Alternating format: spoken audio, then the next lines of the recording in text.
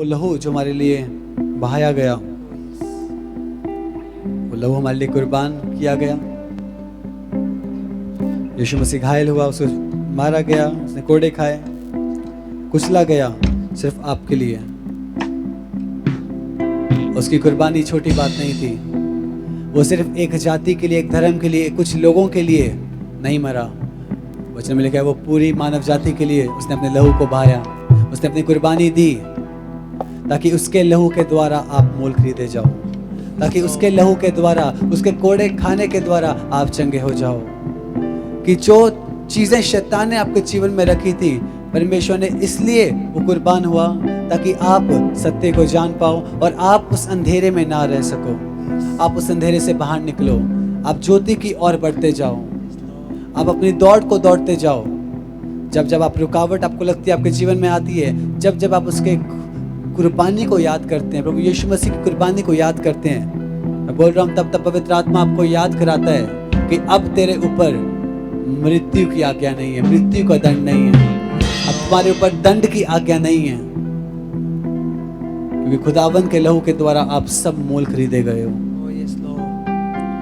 वो कुर्बान हुआ ताकि आप जीवन पाओ, उसने मृत्यु को सही ताकि आप अनंत काल के जीवन में प्रवेश कर सको। वो महान परमेश्वर है।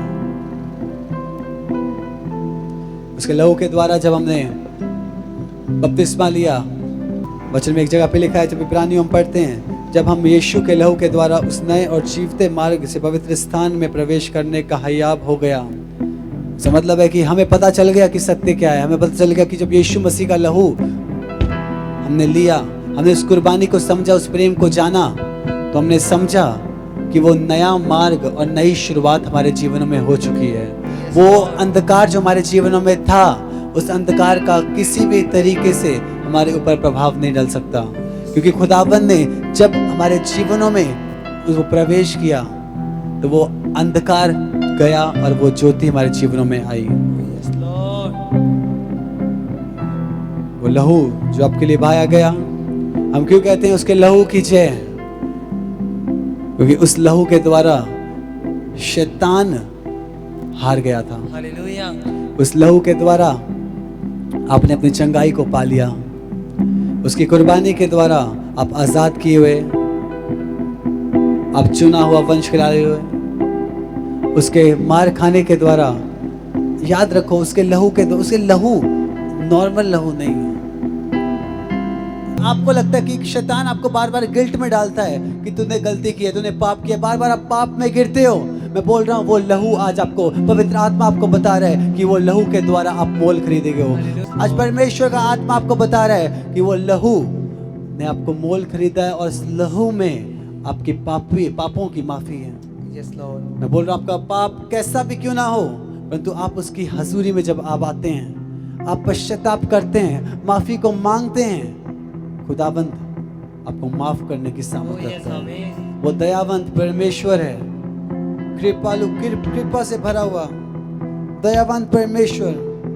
उसका दयावंत हाथ आप सभी के ऊपर होता है। जब आप उसकी हजूरी में उसे पुकारते हैं, वो आपकी सुनता है। अब मेरे साथ एक मन हो जाओ, एक समय 1 मिनट के लिए प्रे करो और उस लहू को जितना आदर दे सकते हो दो इस समय। प्रभु यीशु की देह को जितना आदर दे सकते हो दो इस समय। आपका जीवन 100 बार भी कुर्बान क्यों ना हो जाए, तब भी उस लहू की कीमत को हम नहीं समझ सकते। वो लहू जो पाक और पवित्र था, वो जिसको पाप का शब्द भी नहीं पता था, वो कुर्बान हुआ हम जैसे पापियों के लिए, और हमें मोल खरीदा ताकि हमारे ऊपर वो दंड की आज्ञा ना आए। इतना अगापे प्रेम मेरे जिंदा परमेश्वर का, उसके आज समझो उसके प्रेम को। ये 1 मिनट लो और प्रे करो मेरे साथ। सिर्फ उसको आदर करो, उसको याद करो और आदर करो, उस लहू का, उसकी देह का, उसकी कुर्बानी का आदर करो। आज आपसे कोई गलती, भूल, पाप हुआ है, मैं इस समय बोल रहा हूँ, पश्चाताप करो, क्षमा को मांगो। खुदावन आपको क्षमा करेगा, उसकी हजूरी में आप क्षमा प्राप्त करोगे।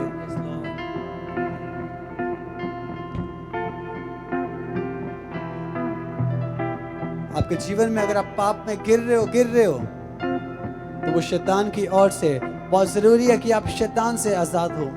अगर आप पाप में गिर रहे हो तो ये समय लो, पश्चाताप करो। ये परमेश्वर मुझसे गलती होती है, बार बार मैं गिरता हूँ, परंतु परमेश्वर आज मेरी सहायता करें। पवित्र आत्मा जी मेरी सहायता करें। मैं इस अंधकार की शक्ति में नहीं गिरना चाहता, इस पाप की संगत में नहीं जाना चाहता। मैं आजाद होना चाहता हूँ, मैं अपनी डिलीवरेंस को लेना चाहता हूँ, मैं पाक बनना चाहता हूँ, पवित्र बनना चाहता हूँ। पवित्र आत्मा जी मेरी सहायता करें कि बार बार जब परीक्षा मेरे जीवन में आए, वो परिस्थिति मेरे जीवन में बने, तो मैं उस पाप में गुम ना हो जाऊं, मैं उस पाप से दूर जाऊं, मैं उस पाप को छोड़ूं। आज मैं बोल रहा हूं, जब आप इस मिनट प्रार्थना कर रहे हैं, पश्चाताप को मांग रहे हैं, मेरा खुदावन जो दयालु है वो अपनी दया को उड़ेल रहा है आपके जीवनों के ऊपर। प्रे करो। परमेश्वर अपने लोगों के हृदय को जानते हैं आप खुदावन। जब आपकी इस पाक हजूरी में जब ये लोग परमेश्वर इकट्ठा हैं, ये लोग प्रार्थना कर रहे हैं, मेरे खुदावन, ओ जीसस आप दयालु हैं, दयावंत है परमेश्वर, अपने लोगों को क्षमा करें। ये पश्चाताप करते हैं खुदावन इनके गुनाह से जो उन्होंने किए, पाप से। आज ये माफी जब मांगते हैं खुदावन, आप अपना माफी वाला हाथ इनकी ओर बढ़ाएं, इन्हें माफ करें। पवित्र आत्मा जी इनकी सहायता करें, उस दलदल से इनको निकाल के, उस पाप के गड्ढे में से इनको निकाल के इन्हें बाहर निकालें, और बाहर निकाल के उनके मैले वस्त्र को साफ करके इन्हें सफेद वस्त्र पहनाएं, इन्हें पाक करें, साफ करें, जैसे परमेश्वर चाहता है। जैसे परमेश्वर चाहता है पवित्र बनो, जैसे मैं पवित्र हूं, जिससे हमारा जिंदा परमेश्वर पवित्र है। मैं बोल रहा हूं, पाप स्वर्ग में नहीं रह सकता। घमंड अगर लूसीफर के अंदर आया, वो स्वर्ग में नहीं रहे, वो गिराया गया। घमंड, व्यभिचार, ईर्ष्या, इस सारे पाप वो पाक हजूरी में नहीं रह सकते। अगर आप यहाँ आके, मैं बोल रहा हूँ, प्रे कर रहे हो इस समय, पश्चाताप कर रहे हो आप, खुदाबंद आपको छू रहा है इस समय। मैं बोल रहा हूँ, पाक जगह पर पाप नहीं रह सकता, साफ जगह पर, पवित्र जगह पर पाप नहीं रह सकता। अगर आपके जीवन में पाप है, मैं बोल रहा हूं, आज पश्चाताप करो, क्योंकि अगर खुदावन का, जब हमारा पता है कि वो आगमन आ गया, रैप्चर हो गया, स्वर्ग में अगर पवित्र चीजें जा सकती है और हम फिर भी अगर पाप में हैं, तो आप सोचो कि आप जा सकते हो कि नहीं। आपका जाना असंभव है अगर पाप आपके जीवन में है। मैं बोल रहा हूं, अगर पाप आपके जीवन में, आप नहीं जा सकते उसकी हुजूरी में, आप नहीं जा सकते परमेश्वर के पास। जब परमेश्वर आपको मौका देता है, उसने अपने लहू को बहा दिया आपके लिए, आप पश्चाताप करते हैं, परमेश्वर मैं पापी था और आपने अपनी दया को मुझ पर दिखाया, इस बात के लिए मैं धन्यवाद करता हूं। मैं इस लायक नहीं था, परंतु फिर भी परमेश्वर अपनी दया मेरे ऊपर उड़ेली, मुझे माफ किया परमेश्वर। जब मैंने पश्चाताप किया, मैं धन्यवाद करता हूं परमेश्वर। मेरे धर्म कर्म के काम नहीं, मैं धर्मी नहीं था परमेश्वर, परंतु आपकी दया जो मेरे ऊपर रही, आपका लहू जो मेरे लिए बहाया गया, उसी के द्वारा मुझे अनंत काल में वो कुंजी मिली प्रवेश होने की। उसी के द्वारा मैं जब जब आपको पुकारता हूं, आपकी पाक और पवित्र हजूरी मेरे साथ आ जाती है। और परमेश्वर आपने हमें अनाथ नहीं छोड़ा कभी भी। आपने अपना, जब आप उठाए गए, तब भी आपने कहा कि मैं एक सहायक तुम्हारे लिए भेजूंगा जो तुम्हारी सहायता करेगा। और आज के समय में हम बहुत बार पवित्र आत्मा को शोकित करके हम पाप को पहला स्थान दे देते हैं और पवित्र आत्मा की नहीं सुनते। आज मैं बोल रहा हूँ, प्रार्थना करो इस समय, जितने लोग मेरे इस समय कनेक्ट हो, प्रे करो, एक मन हो जाओ, एक मन हो जाओ सभी,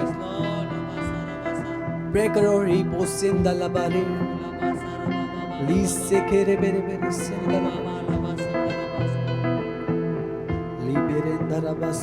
परमेश्वर अपने लोगों के हृदय को आप जाने। पवित्र आत्मा जी इनकी सहायता करें। जब ये लोग आज इस हजूरी में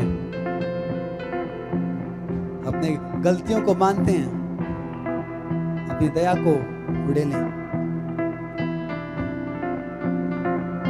वचन में लिखा है, हम में से कोई धर्मी नहीं, एक भी नहीं, एक भी नहीं जो उसकी हजूरी में जा सके। ये तो उसकी दया इतनी है कि हम उसकी हजूरी में प्रवेश कर सकते हैं। ये तो उसकी कृपा इतनी है कि हम उसकी हजूरी में जा सकते हैं। उसका प्रेम इतना है कि जब हम उसे पुकारते हैं वो आपकी सुनता है। उस प्रेम को हम आज व्यर्थ ना ठहराएं। अगर वो आप पे प्रेम करता है, आपके लिए कुर्बान हुआ, वो छोटी बात नहीं है।